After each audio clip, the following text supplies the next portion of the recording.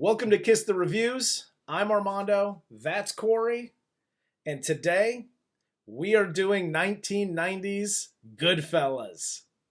All my life, I wanted to review a gangster movie. Me too. I can't believe it's taken us this long. Right? How obvious. Yeah. I mean, it's your fucking background. I know, right? And we're just like, oh, you think we should do Goodfellas? So, this movie, like I said, 1990, stars Robert De Niro, Joe Pesci, Ray Liotta, Paul Sorvino, Lorraine Bracco, and a host of characters that you've seen in every other gangster movie. Basically, half the Sopranos cast is in this. Exactly. This is, and before we get started, don't forget, like, subscribe, comment, and if you would like to watch this movie, it is on Netflix, which... Yes. Thumbs up. So this movie is the story of Henry Hill. This follows Henry Hill from him being a kid and wanting to be in the Italian mob. He grows up in a very Italian-American neighborhood in Brooklyn, and he wants to be a part of the mob. And yes. It follows him from being a kid to being grown up and actually getting into the mob, his relationship with his wife, Karen, played by Lorraine Bracco, and his mob partners, Jimmy Conway, played by Robert De Niro, and Tommy DeVito, played by Joe Pesci. But the film begins with the adult version of Henry Hill, played by Ray Liotta, and they're driving in the car, and without any context to what's going on, they pull over. Three guys just driving in a car. Yep, De Niro, Pesci, and Liotta. They pull over, they open the trunk, and there's a bloody dude in the trunk, to which Pesci just starts stabbing him for some apparent reason. And Liotta does the narrative throughout this movie, and it starts with... As far back as I can remember, I always wanted to be a gangster. If you want an intro to a movie, this is how you do it perfectly. This is how you set up a fucking story. Yes. Because if you're not intrigued, if you had zero idea going into this movie what it's about, which, okay, and you see this opening scene, you're watching the rest of this movie. You want to know Absolutely. how you get to this point. Yep. Because, wow. And that's going to be my reaction, FYI, through most of this movie, is I'm going to talk about the scene being perfect and then go, wow. Because I don't know what else to say. It shows him growing up in... We'll call it an abusive home. Oh, I think I don't know what else you would call it. He gets arrested while selling stolen cigarettes. Yes. As a youth. He doesn't give the police any information. He thought that they were going to be pissed that he got arrested. Yep. And is surprised to find out that they're, celebrating him getting his cherry popped. Oh, you broke your cherry. The way Scorsese layered in the comedy yes. through this, again, wow. Yeah. For a guy who is not a comedic director to do that in such a serious film, in such a violent film, was amazing. What I liked about this, and for, I'm not going to say like, oh, I grew up around gangsters, but when you grow up in any part of New York, for that matter, whether it's the city, the suburbs, whatever, and you grow up in a very Italian-American community, mm-hmm. the amount of, we'll call it like, because in this movie you get anger and violence and comedy. Like it's very much like that in real life with that community. And the way Scorsese captures all that is fucking brilliant. Like, you can't capture that unless you've grown up and seen that. You know what I mean? Like, oh, totally. Like, they're sociopaths, but they're also incredibly funny. Yeah. But he gets, celebrated, and Jimmy at this point tells him, You took your first pinch like a man, and you learned the two greatest things in life. Never rat on your friends, and always keep your mouth shut. the film then jumps forward into Henry Hill as an adult working for Paul Sorvino's character, which is Paulie Cicero. Yeah. They show them hanging out, and I really like this narrative by Liotta because he's introducing you to the cast of characters. Yes. Frankie the Wop, Pete the Killer, who was Sally Balls' brother, Took care of that thing for you. and Jimmy Two Times, who got that nickname because he said everything twice, like, I'm gonna go get the papers. Get the papers. It's so good and so accurate, like for Oh, all the nicknames, the characters. It's incredible. Yes. So he goes through that. This is the scene. This is the famous scene with Pesci.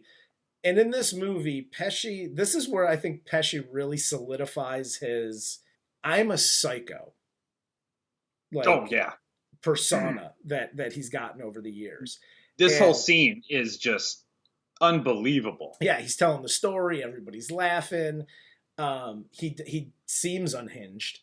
And then he gets to, Liotta says, "Oh, you're a funny guy." But I'm funny how? I mean, funny like I'm a clown, I amuse you? I make you laugh? I'm here to fucking amuse you? What do you mean funny? Funny how? How am I funny? That whole scene, Sonny coming up to him saying like, "Hey, you got to pay you got to pay your bill. You owe me $7,000, put it on my tab." And then he beats the shit out of fucking Sonny. Crack over the head. What the fuck are you looking at? What the fuck are you looking at? That was all improv.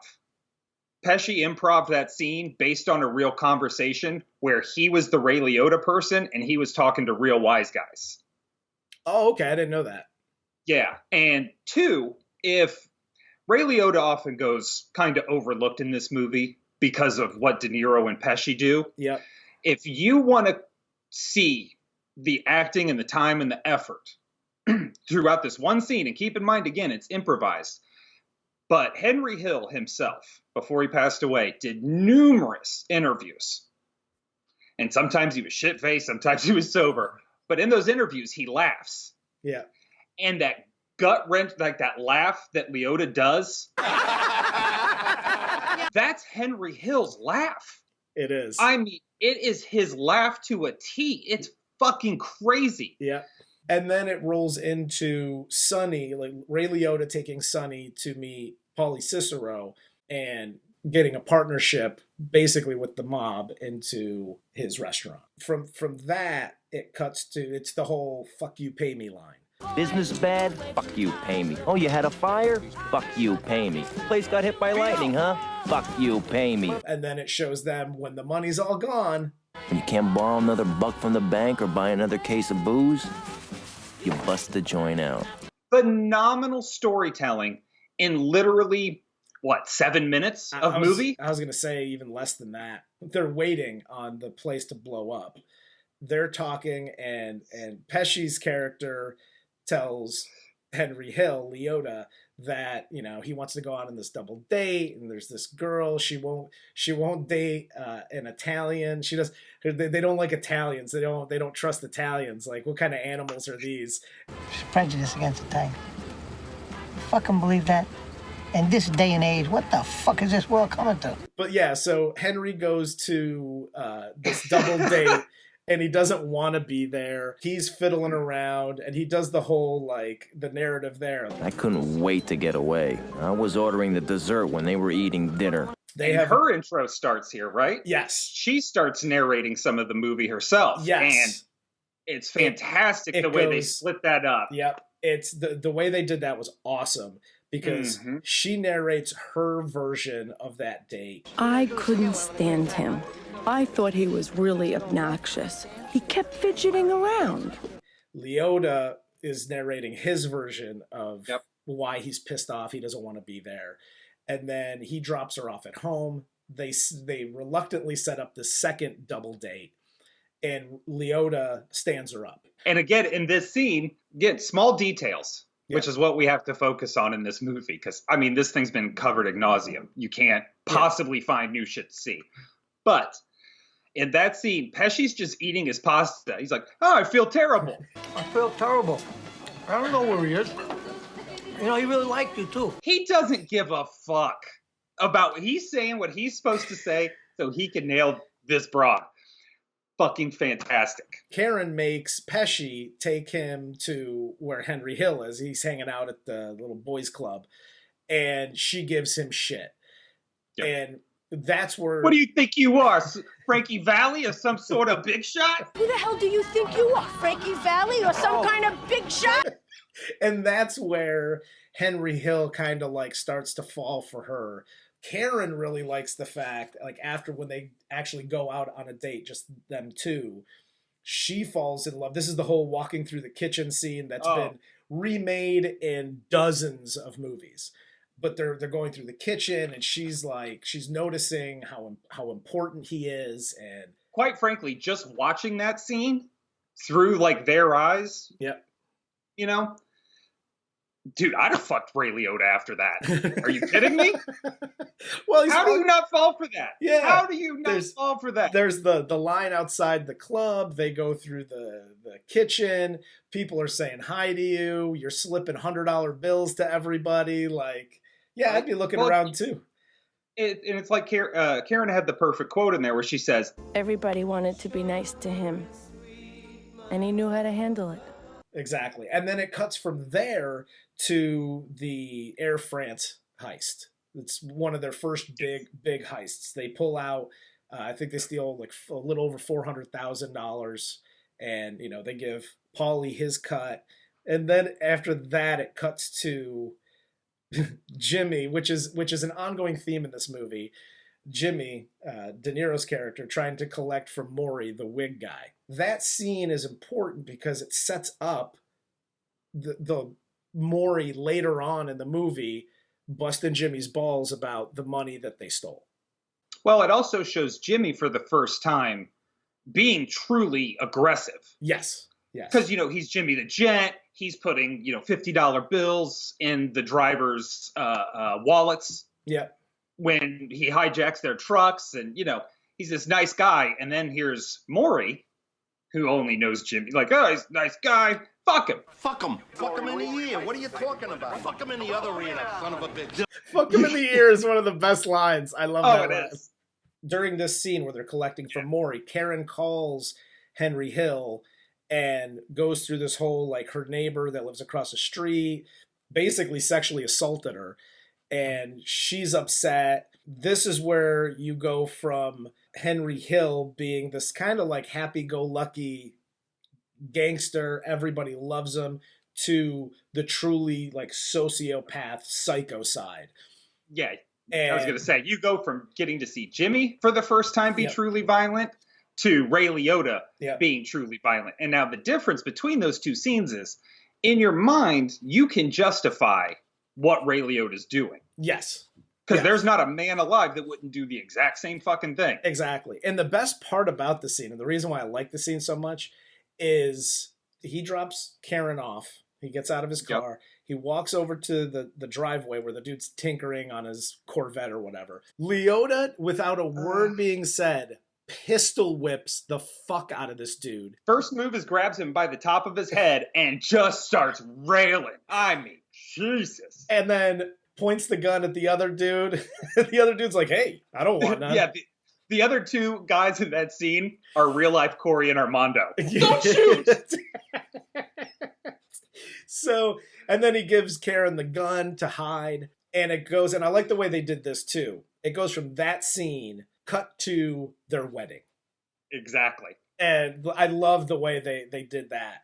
And again, it's perfect because once she takes that gun and she's like, cool, I'm going to hide this for you. Yep. After I just watched you literally beat the fucking guy unconscious who tried to fucking sexually assault me. Yep. There's only one way that goes. Yeah. The second you hide that gun, the ring's on it. Exactly. The wedding scene is just, it's It is so perfect as to how a true like Italian American wedding is, like the reception. Yeah. Everybody's named Paul and Maria. Everybody's named Paul, Maria, maybe an Anna in there somewhere. Yeah. And then, you know, you have Italians don't register. We don't register at Target and Walmart and whatever. It's envelopes into a silk bag, and that's how the reception goes. And that's... Which, let's just go ahead and make this PSA number 1 for today, kids.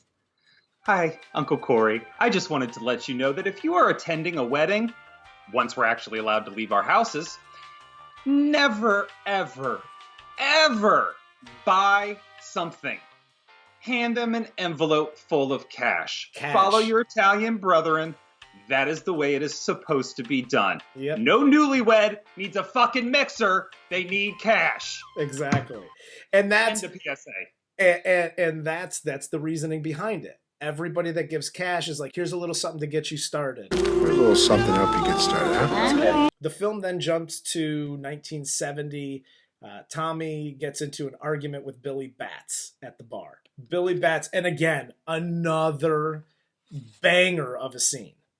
And Pesci and De Niro throw this party for Billy Batts, who's getting out of prison. He's a made guy in the Gambino family. And he keeps, you know, everybody likes to bust balls. And that's part of this whole movie. But Pesci can never take getting his balls bust. He can bust everybody else's balls, but he can't take it. Billy Batts keeps telling him, you know, go get your shine box. Hey, Tommy, if I was going to break your balls, I'd tell you to go home and get your shine box. I used to call him Spit Shine Tommy. I swear to God. Oh, he'd make your shoes look like fucking mirrors. It's immediately ominous. Like, it seems jovial at first, right? Like, this kid used to shine the best fucking shoes, I swear to God. Yeah. And then the second Pesci goes, Salud, Tommy. No more shines, Billy. Stop. Just stop talking now. Because he's taking your foot, at least. Yep. And shoved it right up your ass. Do not go any further. It escalates, like, almost immediately from when Pesci says that. And Billy Batts gives one last... Now go home and get your fucking shine box. Where Pesci goes crazy. He leaves. At the end of the night, there's literally only them and Batts at the bar. And Pesci, to say that he fucks him up is like the biggest understatement of all time. It is one of the most violent scenes I have ever seen. Joe Pesci, after he's done, just raging on Batts. Yep. Gun broken. I don't want to get blood on your floor. That's your concern? Yep. Dude, that's, again, just a small thing, but it's beautiful. And then they put him in the trunk. They stop at Pesci's mom's house, which is another fantastic scene of the Italian mother. You know, it's like 2 a.m, 3 a.m. She's up. She makes some pasta and shit. And, you know, shows her painting. Yeah, one goes east, one goes west. What? One is going east and the other one is going west. So what? And this guy's saying, what do you want from me? Looks like somebody we know. Which, again, the psychosis. Yeah. They're just laughing their ass off because the painting, somewhat ironically, resembles the guy you think you just murdered that's in the back of your trunk. So they take him, they hear the thud in the trunk, and they realize that, dude, he's not dead. They pull over. Pesci gives him another, you know, how's your father? And they bury him. Yep. Later on in the movie, they're building like some condos or something out there. This is like 6 months later or something. And they have to go back and exhume the body and move it again. They just sold the property and they want to make it into condominiums. Jimmy, it's been 6 months. I don't care how long it's been. We got to get it out of there right away. And this like decomposed body, which is another fantastic scene. The scene is great, but like, if you're connected, is half of your life just digging up bodies? Because they're constantly building condos. In every mafia movie that's ever happened. A new shopping center is going in, condos are going in, this is going in. You're constantly burying a body and then digging the fucker back up. We next cut to Henry Hill with his mistress, Janice Rossi. And it's at her apartment, and Saturday night was for the wives, Friday night is for the girlfriends, and they're kind of setting up this whole thing for later in the movie too, because Henry Hill starts spending more time with the girlfriend than the wife and his family, and yada yada. But in between like that, it cuts to them playing cards, a normal card game. They got Spider, and then this goes to this takes Pesci's psychosis to like the next level. Spider misunderstands Pesci, and Pesci gets pissed, and then he just starts shooting his gun off. He's like, "Dance, motherfucker, dance!" He shoots Spider in the foot. Spider gets all pissed off. They take him to a doctor up the street. So they take him to the doctor. He gets fixed up. And then the scene where Karen with the kids goes to her apartment and is like ringing her bell. And I'm going to tell everyone who walks in this building that until Rossi, you are nothing but a whore. Hello, is this the superintendent? Is this the superintendent? Yes, I want you to know, sir, that you have a whore living in 2R. Oh my God, dude. It is brutal. It is so like, it is so perfect. Like if you've never felt bad for the other woman in any movie whatsoever, you start to in this. Yes. It's like, oh, exactly. Damn. Karen's not wrong, but she ain't right neither. Yeah, well, it's rough. And it's funny because it's shooting Karen from outside, ringing the bell and buzzing everybody's apartment, like, Janice Rossi's a whore. And it shows Janice in her apartment, like, cowering, like, she's gonna fucking kill me. Yeah. It cuts to him, Henry Hill, at gunpoint with Karen sitting on top of him as he sleeps with the gun in his face. And she loses her shit because, he's been dating this Janice Rossi who literally lives like right around the corner. Yeah, so, he's not even pretending like this is a problem for him. Yes. He specifically moved her right around the corner so it would be close. Hey, it's more convenient for me. What are you going to do? It's easier. So she loses her shit. He wrestles the gun from her.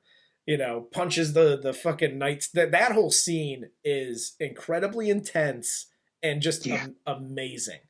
You're just seeing two people who used to actually love each other just falling into this pit of fucking despair. Yep.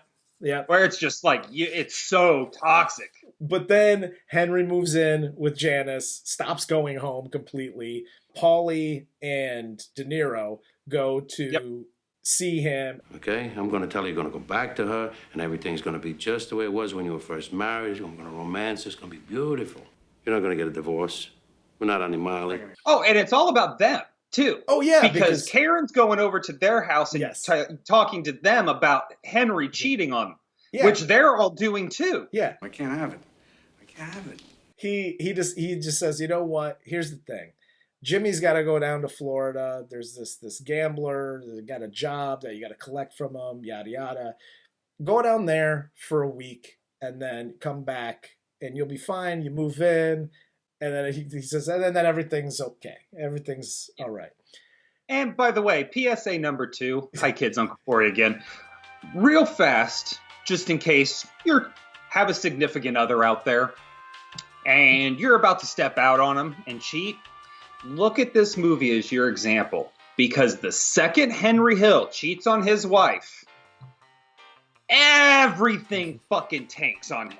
Yes. If he had just left, everything would have been fine. Yep. Pay your alimony, pay your hush money, but get the fuck out. But then they go down, they shows them in Florida. Jimmy and Ray Liotta are arrested because the gambler's sister is a typist for the FBI.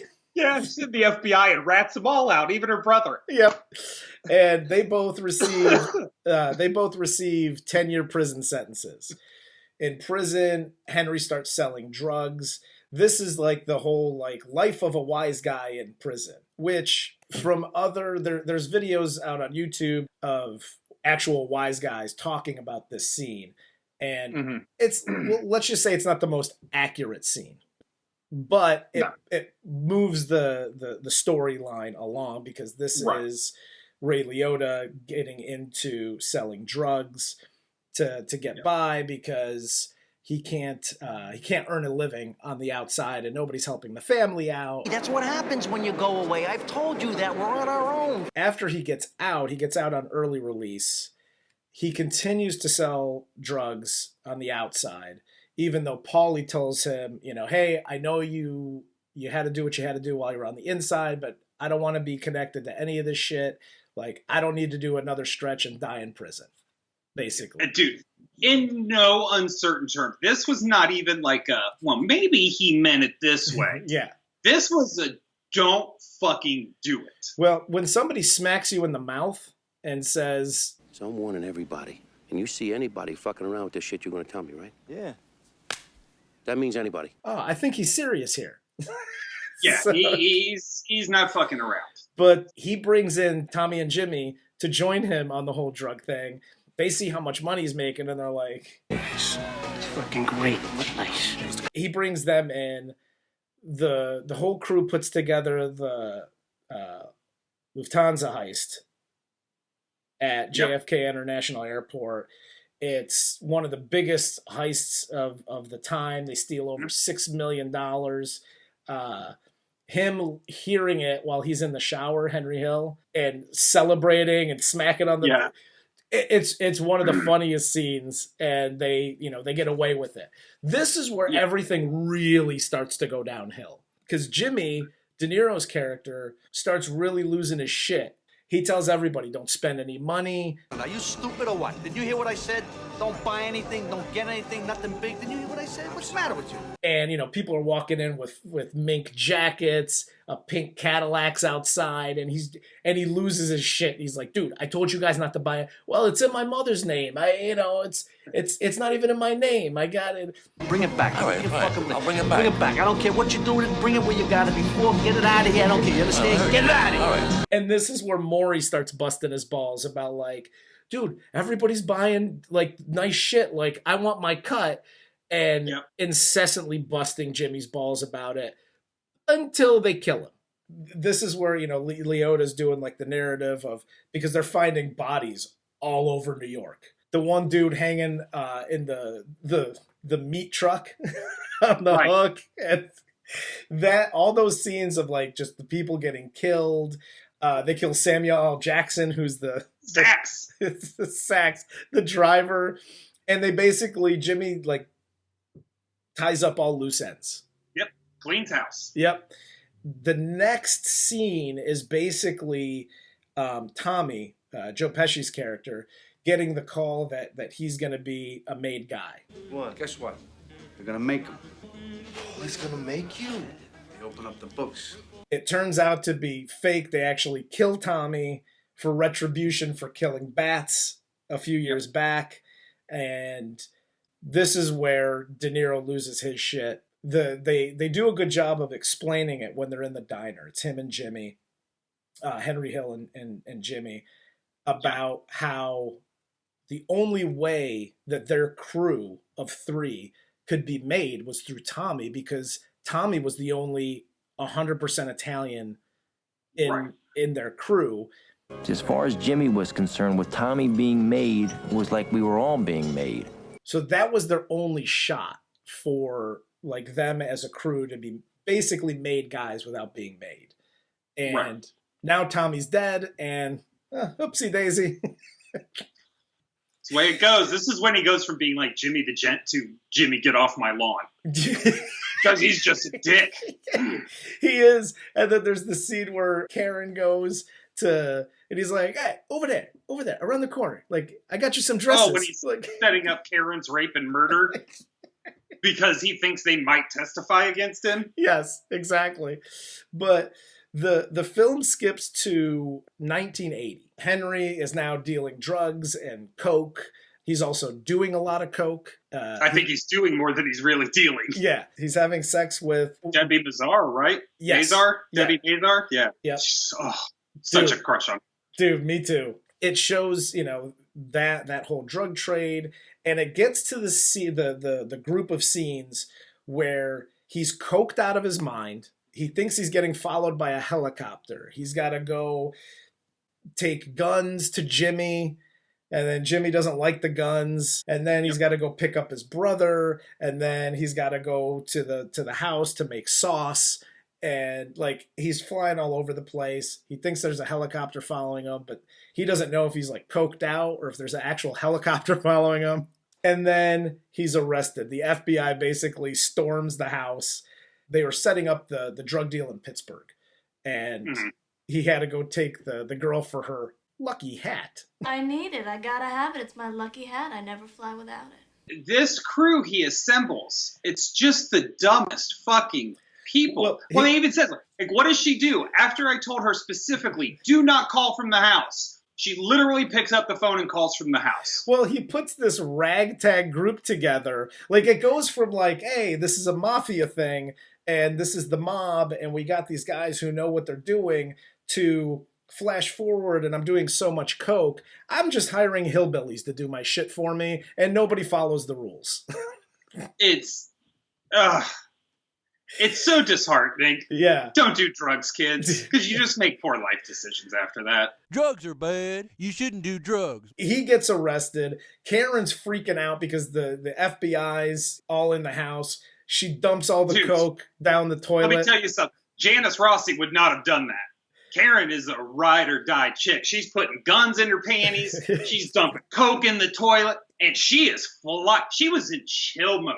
Yep. She's got a glass of wine. She's got her chill ass kimono on, and then boom, cops come in. I am on it.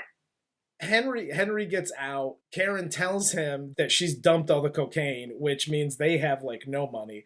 Ray Liotta is so like out of his mind, gone at this point. Yeah. That she goes, well, I dumped it. They would have found it. Fuck, Karen, they would have never found it. I swear to you, Henry. They were gonna find it. No, officer, that's just sugar.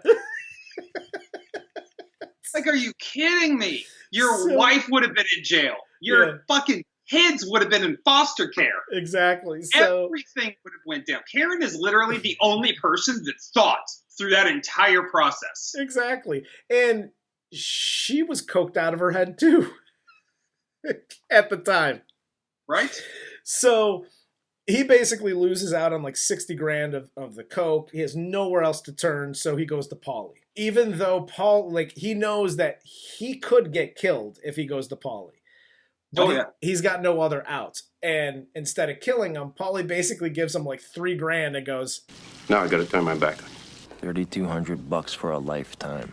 Because that basically sums up what all roads lead to in that particular profession. Yeah, no, absolutely. Is you get shortchanged for your entire life of doing God knows what. Exactly. They bring him and Karen in, and their only recourse is to testify against Paulie, their crew, for, and basically giving them up and getting placed in witness protection. Yeah, and a fun fact about that scene, the guy playing either the agent or the prosecutor, I forget who he was. Yeah. What about them? That guy's the actual guy. Oh, is it? Who did that? Yeah. Oh, that's cool. I didn't know that. He played himself just in that role. That was the actual guy that sat down with Karen and Henry. Yeah, that's cool. Well, and if you know anything, I mean, and this is basically the end of the movie, and it shows him going into witness protection and opening the door in his robe and getting the paper. And one last great line. Right after I got here, I ordered some spaghetti with marinara sauce, and I got egg noodles and ketchup. I'm an average nobody. Get to live the rest of my life like a schnook. That's such a great line. I dig that. Oh, it is. That whole narrative is fantastic at the very end. Oh. And going back to like Rounders, where they used narrative through the whole movie, this was such a good use of the narrative. Like with Rounders, it kind of annoyed me, but in this movie, going back and seeing it again, didn't bother me one bit, because they used it perfectly in scenes where they needed it. Yeah, he just helped guide along. It was like a little lubricant. Yeah, exactly. Just helped glide it in a little easier for you. Sure, we'll go with that. This is what it is, okay? We know what it is. I would actually recommend to people, like after they've watched our show, of course, 3 or 4 times, check out History Buffs. They do, they kind of fact check movies like this. Yeah. It's on YouTube. They fact check movies like this and just go through what the real story is. Yeah. There's a lot of stuff that was left out of the true Henry Hill story. Yeah. That you could find over there. Very different from what we're doing. But they really capture nicely like what was really happening as the story went along. Yeah. I'd check that out if you want the real story, because it's a fucking mess. I'll put the link below so people can go check it out. So as we do, does this movie stand the test of time? I don't think I need to ask. Oh yeah, no, it 100% stands the test of time. It is still, to me, the quintessential gangster movie. Yes. And the reason is why I would choose this over Godfather or other movies is it's more modern. Mm-hmm. So you understand what's happening. You understand the drugs that are being taken because it's still very much a thing. The soundtrack is phenomenal. It is based on a true story, yeah, which is about 95% accurate. I mean, it's just, it doesn't get better than this. No, it doesn't. And I 100% agree. This absolutely stands the test of time. The city cops say fine. Lufthansa not said anything. This movie is 100% grade A, fantastic, from the cast, from the director to the cast to the script, the way it's shot, like no wasted scenes, no other scenes that you're like, they could have done without that. Every single scene in this movie has a purpose. Yes. To move the story along. In my mind, this is one of the top 10 films of all time, because you are seeing a great director at his peak. You are seeing fantastic actors who, like Robert De Niro and Joe Pesci, are both up here as far as their fame is concerned. Yeah. Ray Liotta's a little bit further down still, mm-hmm. and he's just knocking it out of the park. Lorraine Bracco was fairly unknown in the acting world and just catapulted her. Everybody in this movie did a fantastic job. Everybody associated with this movie did a fantastic job. Yep. And it can't be, I don't think it can be oversold, the fact that this rejuvenated or reinvigorated the whole gangster movie and gangster film anti-hero revolution. Like, I mean, this just started it all over again. Yep. And I mean, it spawned a bunch of different, copycats, if you will, of this type of movie. And it even spawned copycats of the type of the way he shot the movie. Yep. The way movies were filmed and narrated. Even.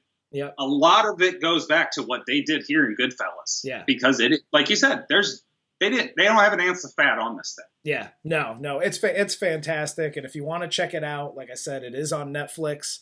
So if you don't have a Netflix account, you're the last one.